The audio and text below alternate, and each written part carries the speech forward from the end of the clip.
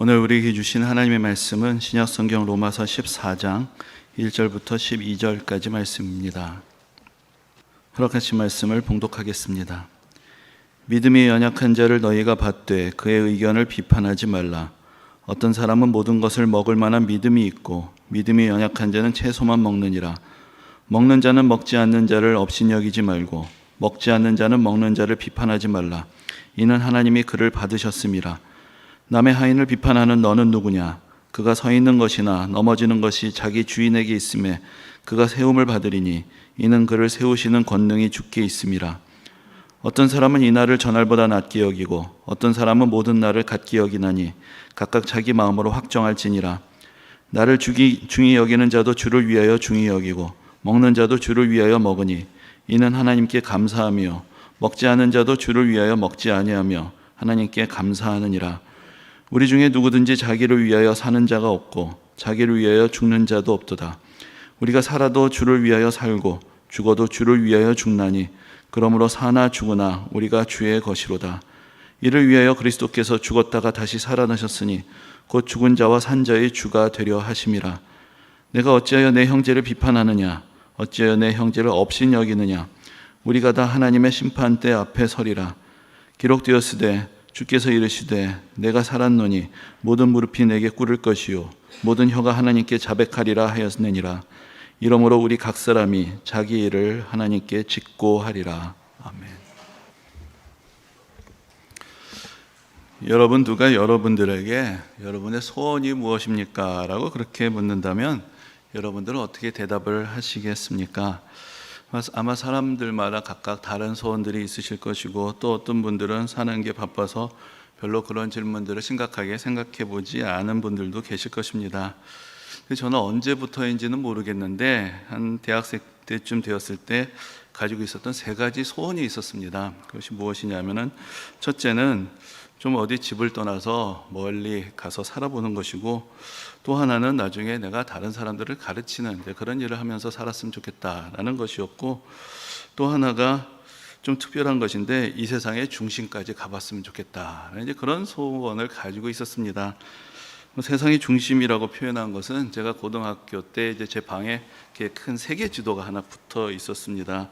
근데 이제 그 지도가 이렇게 국경이 표시되어 있는 그런 지도가 아니라 약간 지형도 같이 이제 크게 통합되어 있는 그런 지도였는데 가끔씩 그 지도를 이렇게 바라다 보면은 이 유라시아 대륙 큰 덩어리 한가운데 약간 그때 제 기억으로는 약간 붉은색으로 이렇게 표시되어 있는 이게 사막인지 고원인지 뭐 그런 어떤 지역이 눈앞에 한가운데 보이는 것이죠. 뭔가 좀 신비하다라는 느낌도 들고 언젠가는 저런 데 한번 가봤으면 좋겠다. 이제 그런 생각이 이제 마음속에 생기곤 하였습니다. 그런데 뭐 이런 것들을 아주 진지하게 어디 적어 놓고 벽에 붙이고 그런 것이 아니라 그냥 그런 세 가지 소원이 있다라고 그냥 마음속 어느 한 구석에 이제 담아 두었을 뿐입니다.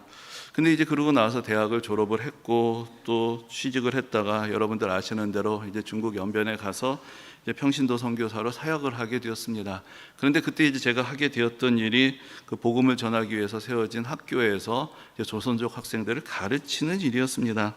근데 이제 그렇게 지내다가 거기서 좀 친해진 몇 분들이 우리가 중국에 왔는데 이 연변이라는 것은 중국에 보면 맨 동쪽에 있는 지역이거든요. 그러니까 우리가 한번 서쪽까지 가보자. 이제 그렇게 좀 의기투합이 되었습니다.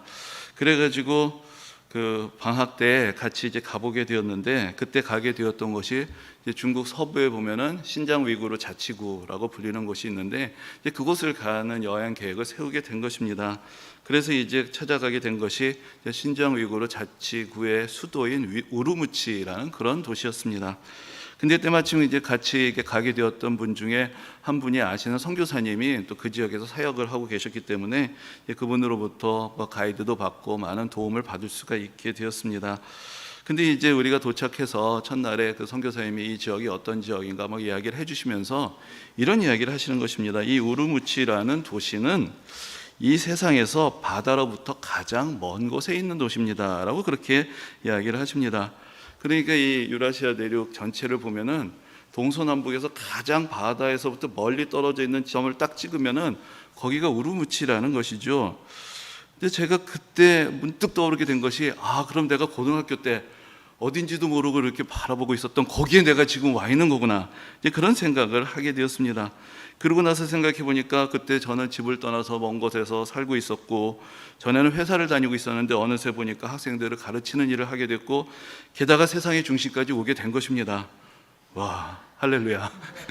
제가 무슨 김연아도 아니고 대단한 아이돌 스타도 아닌데 이거 20대가 가기 전에 인생의 3가지 소원을 다 이루어버리게 된 것입니다. 이제는 뭘 하고 살아야 되나?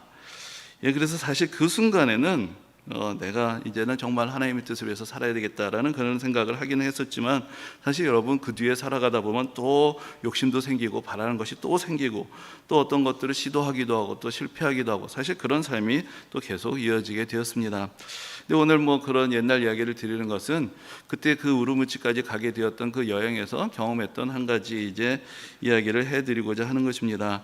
근데 이제 거기 가게 됐는데 거기서 사역하시는 선교사님이 하시는 이야기가 여기까지 왔으니까 좀 특별한 경험을 해보라는 것입니다. 그래서 저기 좀 더 버스 타고 가면은 거기 이제 카자크족이라는 그 소수 민족이 있는데, 그 사람들이 이제 몽골 텐트 같이 그렇게 천막을 치고 그 안에서 생활을 하는데, 그걸 이제 관광객들에게도 빌려줘서 거기서 살게 해준다는 것이죠. 이제 그것이 좀 독특한 체험이 되니까 한번 해보라고 권해보셔서 이제 가게 되었습니다.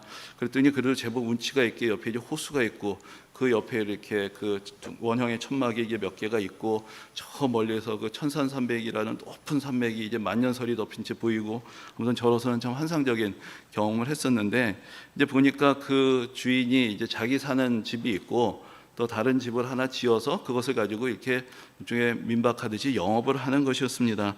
그래서 자기들이 먹는 거 같이 주고, 그래서 이제 하룻밤이었지만 좀 가까이 지내게 됐습니다.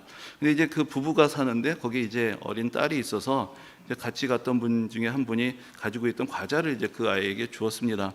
우리 같으면 이제 손님이 와서 뭘 주면은 어른들이 야, 2손으로 받아라, 감사합니다라고 말해라, 이런 이야기를 할 것 같은데, 우리가 뭘 주니까 그 지금도 기억나는 것이 그 아버지가 이렇게 대뜸 우리를 이렇게 노려보면서 이 과자는 무슬림이 먹어도 되는 거냐고 그렇게 되묻는 것이었습니다. 그래서 약간 당황을 했죠. 아니, 자기가 무슬림이지 우리가 무슬림인가? 이걸 먹어도 되는지 아닌지 자기가 알아야지 우리가 그걸 어떻게 알겠습니까? 근데 이제 그때 알게 되었던 것이 우리가 이슬람교를 믿는 사람들은 돼지고기를 먹지 않는다, 그 정도만 알고 있었는데, 그거보다 훨씬 더 복잡한 규칙들이 있어서 이 과자 안에도 먹어서는 안 되는 것이 들어있다라고 그렇게 생각을 하게 된다는 것을 그때 경험으로 알게 되었습니다. 이 세상에 많은 종교들이 사실 음식과 관련된 계율들을 매우 중요하게 생각을 합니다. 그것으로 그들의 신앙에 대한 진지함과 헌신을 표현하는 경우가 많은 것입니다. 좀 다른 이야기지만은 제가 그 전에 이제 직장 생활을 할 때 또 이런 일이 있었습니다. 그때 제가 다니던 회사하고 이스라엘에 있던 어떤 회사하고 이제 거래가 생겨서 그 회사의 사장님이 이제 출장을 오시게 됐는데, 이제 그 며칠 계시는 가운데 하루는 윗분들이 다 바쁘셔서 제가 이제 모시고 가서 식사를 해야 됐습니다. 그래서 제가 뭐 드시고 싶냐고 그랬더니 자기는 채식주의자라는 것입니다. 그래서 이것도 난감해서 뭘 해야 되나 하고 어떻게 찾아봤더니 어디 채식 뷔페하는 데가 있다. 그래서 이제 모시고 가서 식사를 하게 됐습니다. 근데 거기서 알게 된 것인데 사실 고기를 먹는다는 겁니다. 그런데 왜 채식주의자라고 하느냐? 자기도 이제 유대인으로서 먹어도 되는 고기가 있고 먹으면 안 되는 고기가 있는데, 이스라엘에서는 그거를 자기가 잘 알아서 관리를 하고 정해진 것만 사고 인증된 식당에서 먹을 수 있는데, 해외에 나가면 그럴 수가 없기 때문에 뭐를 먹게 될지 모르고 대접을 받았는데 안 먹으면 안 차고, 그러니까 그냥 해외에 나가면 무조건 나는 채식주의자요 하고 사는 것이 편하다, 이제 그런 이야기를 하는 것을 듣게 되었습니다. 사실 그렇게 대부분의 종교들에서 어떤 음식에 대한 일종의 금기사항을 잘 지키는 사람, 그런 사람들을 보고 우리가 신앙이 좋은 사람이다, 저 사람 참 믿음이 있구나, 그런 생각들을 하게 됩니다. 그런데 오늘 본문을 보면 사도 바울은 반대로 이야기를 합니다. 오늘 본문의 14장 2절과 3절에서 바울이 이렇게 이야기를 하고 있습니다. 어떤 사람은 모든 것을 먹을 만한 믿음이 있고 믿음이 연약한 자는 채소만 먹느니라. 먹는 자는 먹지 않는 자를 업신 여기지 말고 먹지 않는 자는 먹는 자를 비판하지 말라. 사도 바울은 여기서 아무거나 다 먹지 않고 가려서 먹고, 특히 고기를 먹지 않고 채소만 먹는 사람들을 믿음이 연약한 사람이라고 부르고 있는 것입니다. 이것은 다른 종교와 비교해 볼 때 매우 특이한 그런 신앙에 대한 태도라고 할 수가 있습니다. 바울이 이렇게 말한 이유, 이렇게 말할 수 있었던 이유는 무엇입니까? 당시의 유대인들은 자신들이 하나님이 선택한 백성이라고 그렇게 생각을 했고, 그것을 증명해 주는 것이 바로 그들이 받은 율법이라고 그렇게 생각을 했습니다. 그 중에서 특별하게 할례를 받는 것을 중요하게 생각했고, 또 안식일을 철저하게 지키는 것을 중요하게 생각했고, 또 음식과 관련된 여러 가지 정결 규정들을 지키는 것을 중요하게 생각을 했습니다. 그 당시에 경건한 유대인들은 이제 메시아가 오시면 하나님께서 이 세상을 심판하실 텐데, 그때 율법을 철저하게 지킨 정결한 유대인들은 구원을 받을 것이고, 율법을 따라 살지 않는 저 부정한 이방인들은 다 심판을 받게 될 것이다, 그렇게 믿고 있었습니다. 그래서 율법이란 것은 그들의 구원의 방편인 동시에 또 유대인들의 자부심의 근거였고, 유대인들과 이방인들을 구별하고 차별하는 그런 기준이 된 것입니다. 그러나 우리가 앞에서 살펴본 것처럼 사도 바울은 우리가 구원을 얻게 되는 것이 율법을 지킴으로써가 아니라 오직 하나님의 은혜의 부르심으로, 또 우리를 위해서 우리의 죄값을 십자가에서 대신 담당하시고 부활하셔서 죄와 사망의 권세를 끊으신 예수 그리스도의 구원의 복음을 믿는 그 믿음으로 되는 것이다, 그것을 강조하고 가르쳤습니다.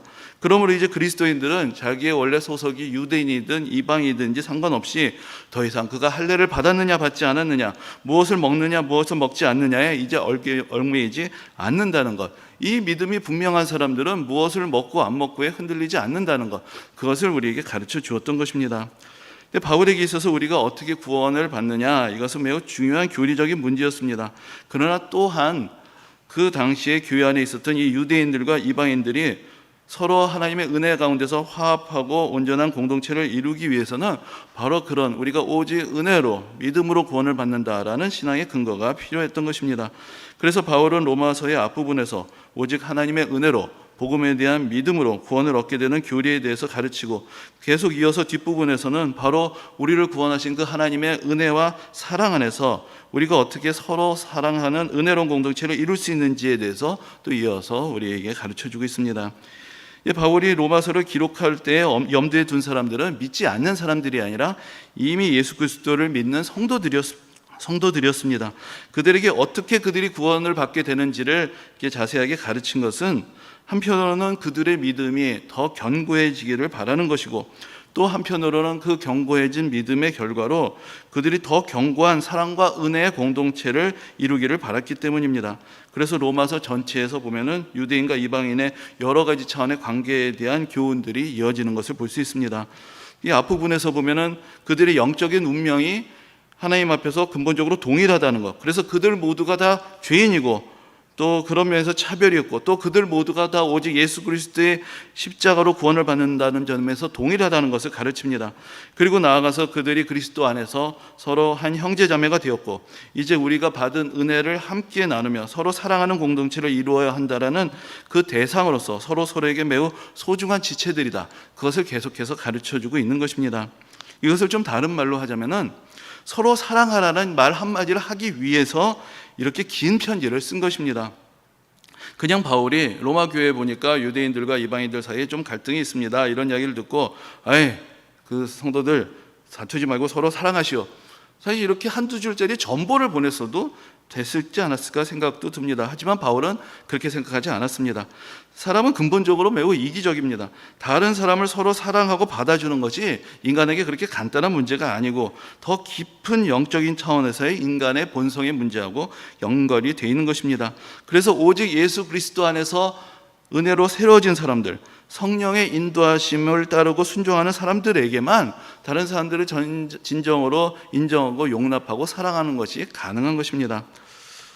코로나 시국을 지나면서 이제 한국 교회의 중요한 과제들에 대한 이야기들을 듣게 됩니다. 그런데 그 중에서 많은 분들이 이야기하게 되는 과제 중에 하나가 바로 앞으로 우리가 어떤 공동체를 세워가야 하느냐의 문제입니다. 한동안은 서로 사랑하고 뭐하고 할 것도 없이 아예 모이는 것도 불가능했던 시기가 있었습니다. 그러면서 우리는 우리나라 교회 안에서 또 우리의 신앙의 생활 안에서 있었던 여러 가지 아름다운 신앙의 헌신, 그것들이 얼마나 참 소중한 것이었는가를 다시 깨닫게 되었습니다.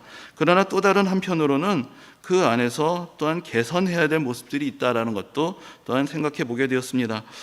그런데 이제 코로나가 지나가면서 조금 부정적으로 말하면은 공동체에 대한 진지했던 성찰의 결과들도 또 다시 지나가 버리고 다시 관성과 습관에 의해서 익숙했던 예전의 모습으로 별 생각 없이 돌아가 버릴 수도 있는 것이 아닌가, 그런 생각이 들기도 합니다. 한동안 모이지 못했으니까 이제는 다시 열심히 모입시다 말하는 것 중요합니다. 열심히 모이지 않는 것 문제입니다. 하지만 열심히 모인다고 모이면서 그 안에서 순수한 신앙적인 교훈과 교제와 헌신만이 있었던 것이 아니라 사실은 여러 가지 인간적인 모습 때문에 또 상처를 받거나 시험에 드는 일들도 있지 않았습니까? 그러다 보니까 코로나가 아니더라도 교회에서부터 스스로 멀어져가는 그런 사람들도 있었습니다. 그런 문제들을 그냥 다 덮어놓고 마치 옛날이 다 좋았다 이렇게 말하면서 그대로 돌아갈 수는 없는 것입니다. 어떤 면에서 로마서를 기록할 당시의 로마 교회의 모습도 이와 비슷했습니다. 우리가 앞에서도 이미 말씀을 드렸지만 이 로마 교회가 어떻게 시작되었는지 우리가 성경에 정확하게 나와 있지는 않습니다. 하지만 우리가 성경의 여러 가지 정황을 보면은 아마도 처음에 로마의 교회를 세운 것은 유대인들이었을 것이다 그렇게 생각을 합니다. 그래서 이제 그 당시에 로마에 이미 유대인들의 회당이 있고 유대인들의 공동체가 있었는데 그들 중에 어떤 사람들이 이제 절기를 따라서 오순절에 예루살렘에 오게 되었을 것이고 그때 이제 예루살렘에서 성령 강림 사건을 목도하게 되고 사도들의 가르침을 받게 되는 그런 사람들이 있었을 것입니다. 그렇게 은혜 받고 구원받은 사람들이 이제 로마로 다시 돌아가고 그 사람들이 모여서 같이 예배드리고 신앙 공동체를 세우게 된 것이 이제 로마 교회의 기원이 되었을 것이다. 이제 그렇게 우리가 정황상 생각을 해볼 수 있습니다. 그리고 이제 그 사람들이 복음을 전하게 되겠죠. 그래서 이제 유대인들로부터 시작된 공동체에 거기에 이방인들이 같이 모이게 되면서 유대인과 이방인들 모두의 공동체가 된 것입니다. 근데 그러다가 당시에 로마에서 이 유대인들과 또 유대인이 아닌 다른 이방인 로마 시민들 사이에서 갈등과 어떤 불미스러운 일들, 소동이 일어나게 되었습니다.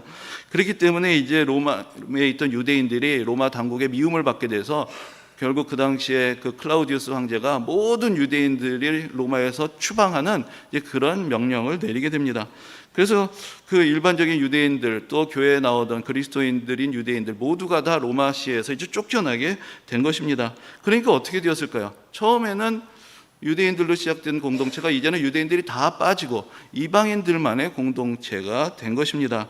그런데 그 당시 이제 유대인들을 다 추방할 만큼 기본적으로 유대인들과 이방인들 사이의 관계가 좋지 않았다면은 사실 교회 안에서도 여러 가지 서로 갈등이 되는 일들이 있었을 것입니다. 우리가 그 로마서에서도 어느 정도 우리가 느낄 수 있는 것이지만 상당한 동안 유대인들은 마치 교회 안에서 자기들이 1등 시민인 것처럼 생각을 하면서 이방인인 성도들을 차별을 하는 그런 의식을 갖고 있기도 했습니다.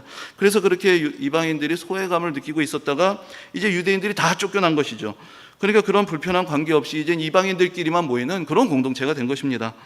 그렇게 이방인들의 주류가 된 교회에서 또다시 변화가 찾아옵니다. 이 클라우디우스 황제 다음에 또 제위에 올랐던 네로 황제가 이제 그 클라우디우스 황제가 내렸던 유대인 추방령을 철회를 한 것입니다.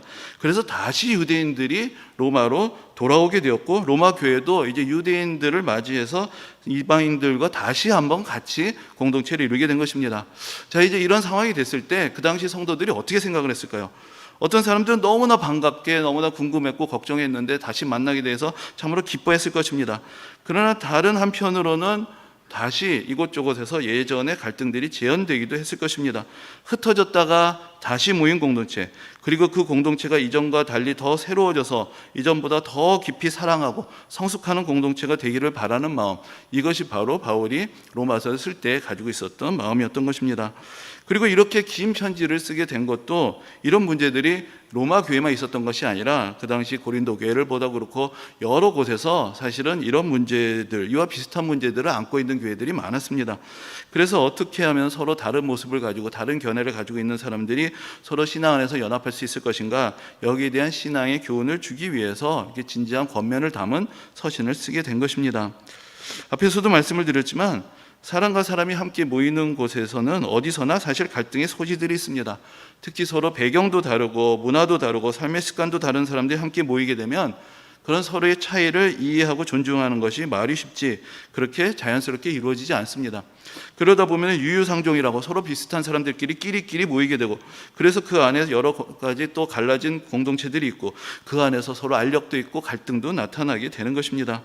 근데 이런 상황 속에서 그 당시에 로마 교회와 다른 로마 제국 내의 여러 도시들에서 그 갈등의 어떤 실마리를 제공했던 것이 바로 오늘 본문에 나오는 무엇을 먹느냐, 무엇을 먹지 않느냐에 대한 서로 다른 신앙관이었습니다. 그런데 이제 바울이 그런 갈등이 있다는 것을 알았을 때 단답형으로 먹어도 된다, 먹으면 안 된다, 그렇게 답을 주지 않았습니다. 근본적으로 성도들 간의 이 견해 차이와 갈등을 우리가 어떻게 바라봐야 하고 어떤 영적인 원리로 이 문제를 해결해야 되는지에 대한 그런 구체적인 교훈을 주고 있는 것입니다.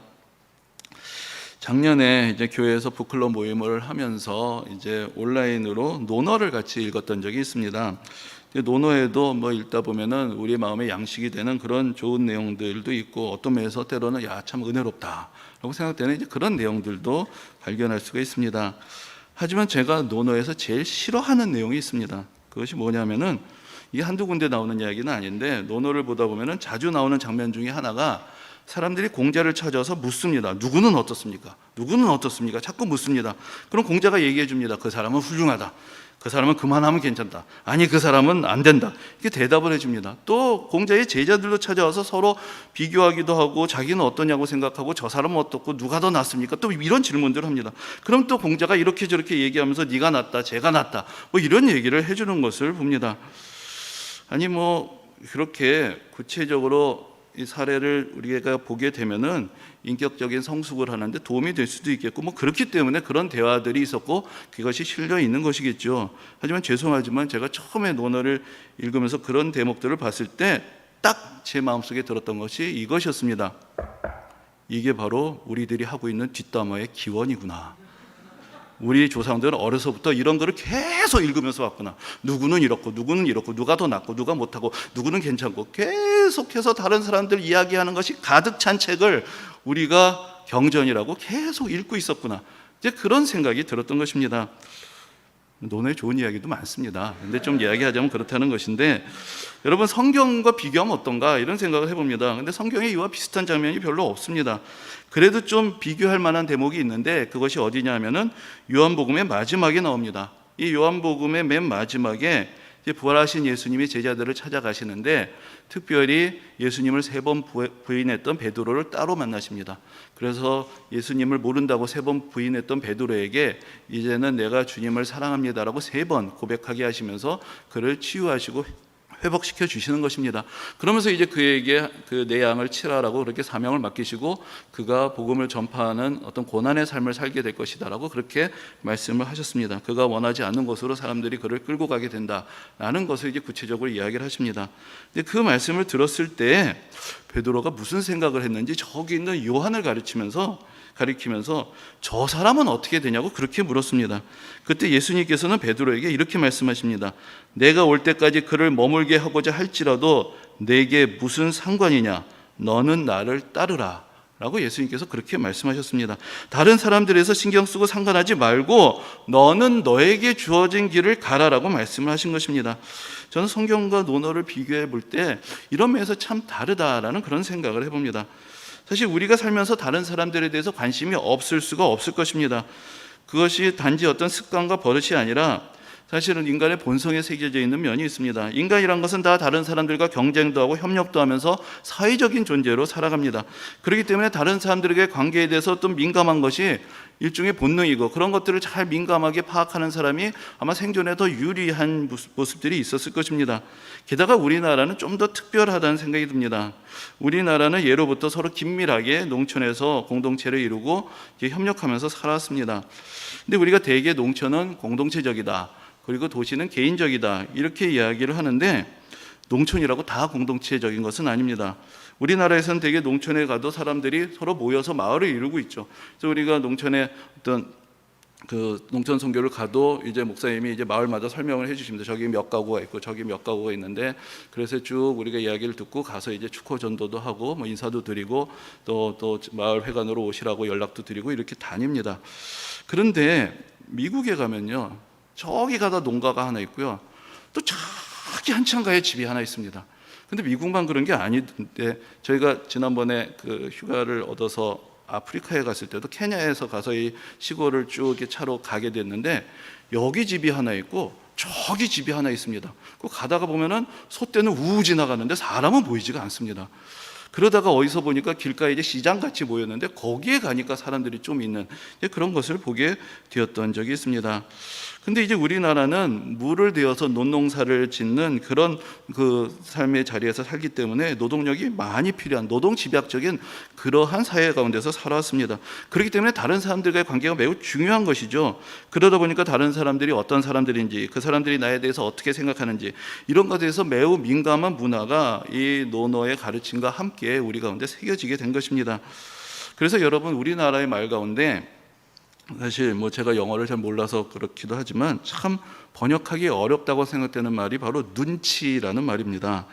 이 눈치가 무엇입니까? 서로 말을 하지 않아도 다른 사람들이 어떤 생각을 하고 있는지를 알 수 있는 초능력, 그것을 이제 눈치라고 이야기를 합니다. 말을 안 했는데도 알아요. 그리고 없으면 또 뭐라고 부릅니다. 그래서 그 눈치를 가지고 다른 사람들의 말과 행동에 대해서 성급하게 늘 판단하고 비판을 하고 이러쿵저러쿵 늘 이야기를 합니다.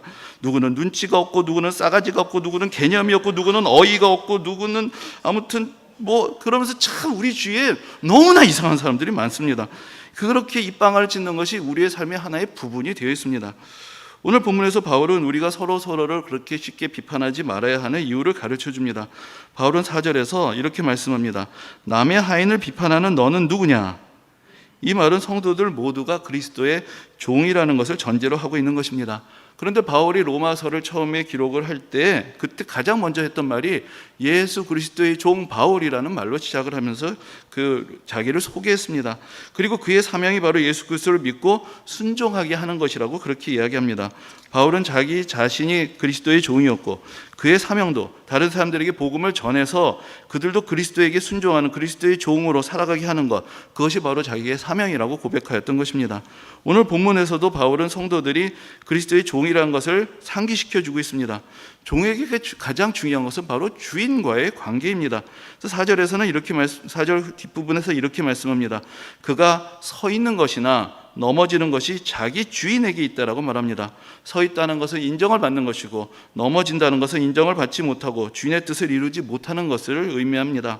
주인이 그를 인정하고 받아주시든지 그렇지 않든지 그것은 다 주인에게 달려있는 것이고 주인의 마음인 것입니다.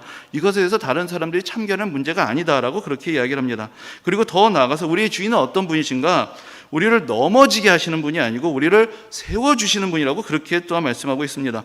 주인은 인정해 주시고 주인은 세워주시려고 하는데 왜 남들이 와가지고 넘어뜨리려고 하고 비난을 하느냐? 그것이 바울이 우리에게 가르치고 있는 내용인 것입니다. 사실 여러분, 자기 자신이 영적으로 성장하는 것, 자기 자신의 인격적인 성장을 이루어가는 것은 쉽지 않습니다. 그래서 우리가 쉽게 택하는 방법이 자기 자신을 성장시키는 것보다는 다른 사람들에게 흠집을 내고 깎아내리는 것입니다. 그래서 내가 옳다고 주장을 하고 자기 자신을 돋보이고자 합니다. 사람마다 생각이 다를 수도 있고 입장이 다를 수도 있습니다. 신앙적인 문제에 있어서도 서로 생각의 차이가 있을 수 있습니다. 내가 옳다고 생각한다면, 이렇게 사는 것이 더 바르다고 생각한다면 각자의 입장, 각자 자신의 원칙에 따라서 최선을 다해서 살고 최선의 선한 열매를 맺음으로 신앙의 모범을 보이면 되는 것입니다. 그렇게 감화를 주면 사람들이 다 압니다. 그리고 그 사람이 말하던 것을 따라가게 됩니다. 그런데 그렇게 하지는 못하고 자기가 성장하려고 하지는 않고 자기가 더 나은 사람이라는 것을 어떻게 해서든지 남을 비판하면서 드러내려고 한다면 그것은 사실 단지 영적인 게으름에 지나지 않는다라고 말할 수밖에 없을 것입니다. 바울이 10절 하반절에서 우리가 남을 비판할 처지가 아니라는 것을 깨우쳐 주면서 이렇게 말씀합니다. 우리가 다 하나님의 심판대 앞에 서리라.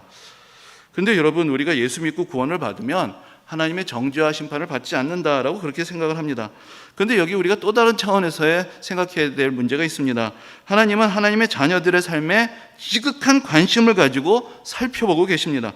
바울이 말하는 심판대라는 것은 천국과 지옥을 가르는 어떤 우리의 영적인 운명을 정하는 심판대가 아니라 이전에는 하나님과 상관없이 살아가던 우리의 삶이 이제 변화해서 우리의 모든 것들을 살피시고 인도하시는 하나님 앞에 서 있는 것이다. 그러한 우리의 모습을 자각하며 살아가는 것이 바로 그리스도인이다. 그러한 우리의 삶의 자세를 깨우쳐 주는 것입니다. 우리가 믿음 안에서 살아가는 것은 이제 우리의 삶의 기준을 하나님 앞에 두는 것입니다. 그리고 다른 사람들의 시선이 아니라 하나님의 시선을 의지하면서 살아가는 그런 삶의 관점의 전환을 가져오는 것입니다. 그리고 이제 다른 사람들의 삶에 대해서 왈가왈부하기 전에, 그리고 다른 사람들이 자기에게 하는 말에 휘둘릴 것도 없이 하나님 앞에서 모든 것을 아뢰고 하나님의 말씀 앞에서 자기의 삶을 살피며 순종하면서 살아가는 것, 그것이 바로 그리스도인의 삶인 것입니다. 앞에서 말씀드린 것처럼 우리는 너무나 다른 사람들의 삶에 관심이 많습니다. 그리고 말을 해봤자 시비거리가 될 것 같아서 겉으로 말만 하지 않는 것이지, 사실 말하지 않는 사람들도 이미 숱한 사람들을 마음속으로 판단하면서 살아갑니다. 그런데 남에 대해서 비판을 하면 할수록 사실 자기 자신은 잘 보이지 않습니다. 그리고 자기 자신의 삶을 성찰할 시간들도 점점 더 줄어들게 되고 다 남에 대해서 생각하는데 허비 되어 버리는 것입니다. 우리가 옳은지 그런지는 남이 판단할 것도 아니고 남들과 비교해서 내가 판단할 것도 아닙니다. 오직 하나님께서 판단하시는 것입니다. 우리 스스로에 대해서 우리는 하나님께서 베풀어 주신 은혜에 합당한 믿음과 열매를 맺으며 살아가고 있는지를 먼저 생각해야 할 것이고, 다른 사람들에 대해서는 하나님께서 나에게 주신 은혜를 베풀어 주어야 하는 그런 대상으로서 또한 받아들이고 용납하고 사랑해야 하는 것입니다. 이 한 주간도 하나님의 말씀 앞에서 우리 자신을 먼저 살펴볼 수 있기를, 또 우리의 모든 것을 살피시는 하나님 앞에서 우리의 연약함을, 또 우리의 어리석음을 고백하고 스스로 깊이 성찰하며 우리에게 어떤 은혜를 하나님께서 베풀어 주셨는지를 깊이 깨닫고 이제 하나님의 말씀에 순종하고 그 은혜를 베풀며 살아가는 그런 복된 한 주간이 되시기를 주님의 이름으로 축원합니다.